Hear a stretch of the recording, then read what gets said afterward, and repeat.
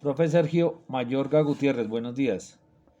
Voy a socializar sobre el video que debo realizar sobre la materia de derecho penal.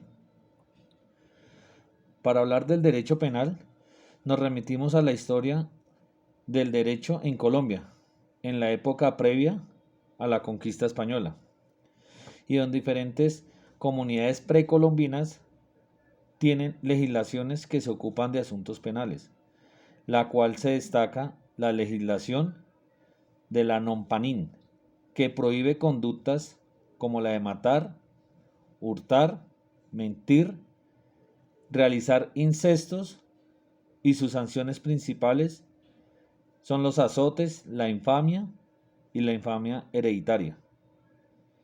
En el periodo de la República desde 1810 hasta 1837, la legislación española continuó regulando el derecho penal, con excepción del Congreso. En 1819 facultan al presidente para conmutar y perdonar previo de la rama judicial. Incluso la Constitución de 1821 da validez a las leyes de Indias.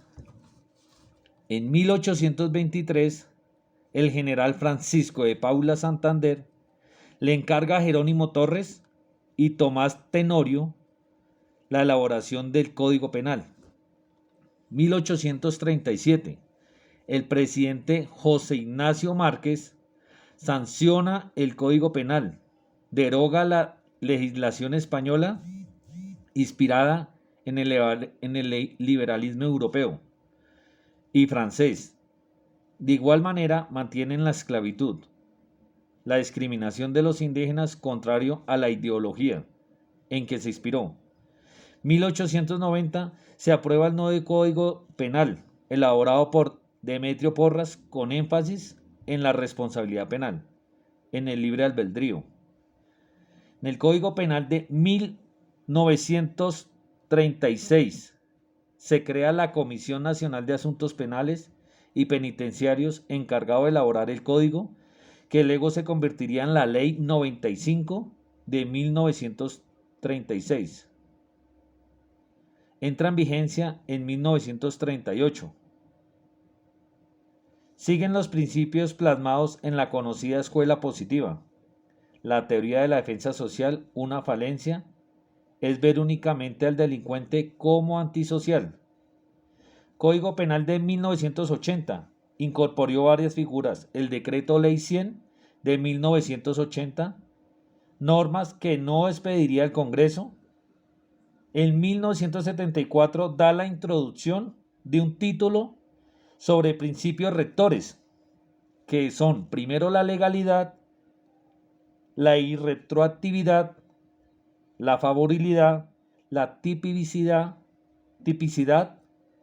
antijuricidad, la culpabilidad, exclusión de analogía, igualdad, proporcionalidad y conocimiento de la ley.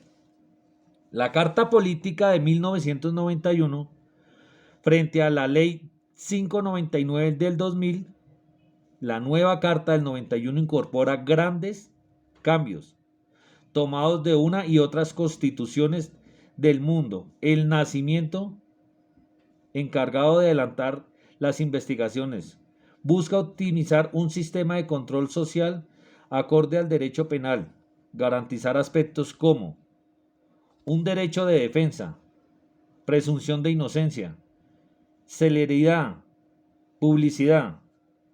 En el Código Penal del 2000 surge la Ley 599, plasma la Declaración de la Dignidad Humana, incorporándose igualmente en el ordenamiento penal.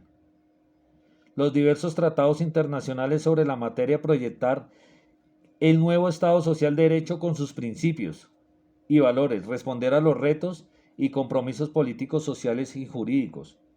La Carta del 91 determina los principios desde los cuales el legislador regula el derecho teniendo en cuenta las llamadas bloques de constitucionalidad, normas rectoras. Encontramos los siguientes aspectos: dignidad humana, integración, principios de sanciones penales, función de la pena, función de las medidas, legalidad, igualdad, prohibición de doble incriminación, elementos del injusto y aspectos negativos. Son 7 partes.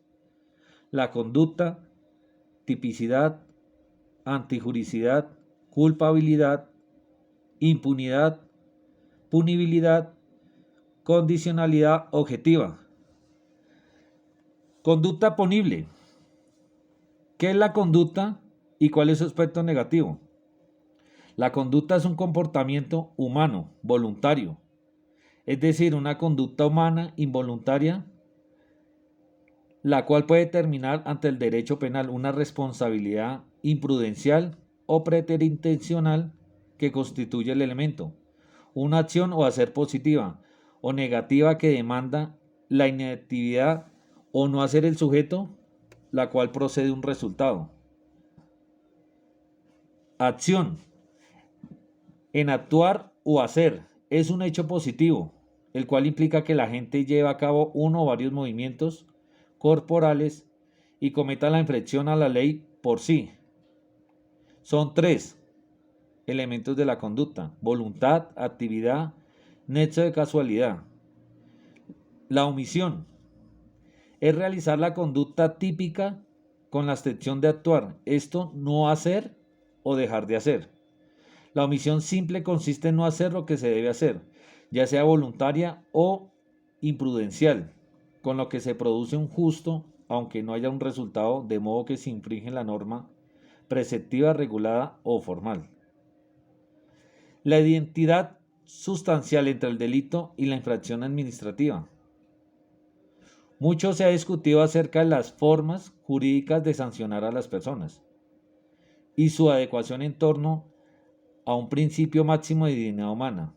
2 ramas del derecho resultan importantes al referirnos a la contingencia de someterse a la imposición de sanciones. En primer lugar, el derecho penal ocupa el lugar más intenso en la escala valorativa, al poder incluso restringir el derecho fundamental a la libertad individual como medida sancionatoria. La segunda rama se anuncia como derecho administrativo sancionador y denota la regulación de la potestad sancionadora en instancias inicialmente administrativas, aunque sujetas eventualmente al control jurisdiccional. El artículo propuesto debate los principios, categorías dogmáticas del derecho penal y su vigencia en el derecho sancionador administrativo, y está dirigido a evidenciar la identidad sustancial que medida entre ambas manifestaciones del derecho sancionador colombiano, siguiendo los postulados que conciben el delito como una conducta típica, antijurídica y culpable. La estructura del ilícito y la entidad entre delito e infracción. La ilicitud entendida como la contrariedad entre el ser y el deber ser jurídicamente establecido. Es el fundamento de imposición de una sanción.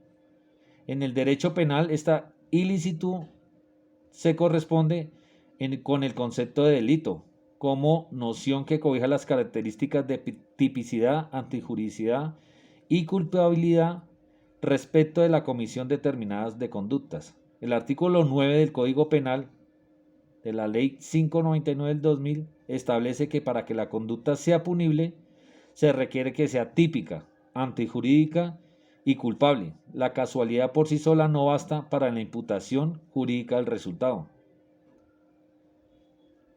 La relación entre el ilícito administrativo y la aplicación analógica de la ley penal, reconociendo la existencia de varios legislativos al interior de la normativa.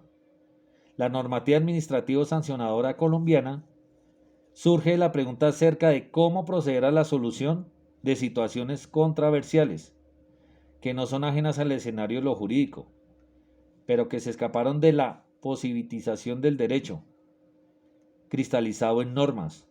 Esta situación fue resuelta por los teóricos del derecho, desde antes del surgimiento del derecho administrativo sancionador, como rama del derecho positivo, proponiendo los métodos de integración del derecho, entre ellos la analogía. Ahora hablamos de la Ley 599 del 2000. Normas rectoras de la Ley Penal colombiana. Tenemos una de ellas, la función de la pena, dignidad humana, la integración, funciones de la medida de seguridad, la legalidad, la tipicidad, antijuricidad, culpabilidad, normas rectoras y fuerza normativa. También hablamos de la aplicación de la ley en la territorialidad. La ley penal colombiana se aplicará a toda persona que la infrinja en el territorio nacional, salvo las excepciones consagradas en el derecho internacional. La conducta punible se considera realizada en el lugar donde se desarrolló total o parcialmente la acción, en el lugar donde debió realizarse la acción omitida, en el lugar donde se produjo o debió producirse el resultado. También tenemos la territorialidad por extensión, que significa que la ley colombiana se aplicará a la persona que cometa la conducta punible a bordo de nave o aeronave del Estado o explotada por éste, que se encuentre fuera del territorio nacional, salvo las excepciones consagradas en los tratados, convenios internacionales ratificados por Colombia. Tenemos la extraterritorialidad. La ley penal colombiana se aplicará a la persona que cometa en el extranjero delito contra la existencia y seguridad del Estado, contra el régimen constitucional, contra el orden económico-social, excepto la conducta definida en el artículo 323 del presente Código, contra la administración pública o falsifique moneda nacional o incurrirá en el delito de financiación de terrorismo y administración de recursos relacionados con actividades terroristas, aun cuando hubiere sido absuelta o condenada en el exterior a una pena menor que la prevista en la ley colombiana.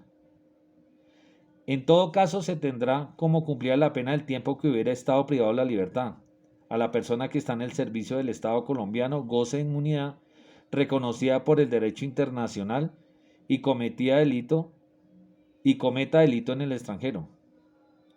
Al extranjero que haya cometido en el exterior un delito en perjuicio de extranjero, siempre que se reúnan estas condiciones, que se halle en territorio colombiano, que el delito tenga señalada en Colombia pena privativa de la libertad cuyo mínimo no sea inferior a 3 años, que no se trate de delito político, que solicitada la extradición no hubiera sido concedida por el gobierno colombiano. Cuando la extradición no fuere aceptada, habrá lugar a proceso penal. En el caso que se refiere el presente numeral, no se procederá sino inmediatamente querella o petición al Procurador General de la Nación, y siempre que no hubiera sido juzgado en el exterior. Muchas gracias, profesor.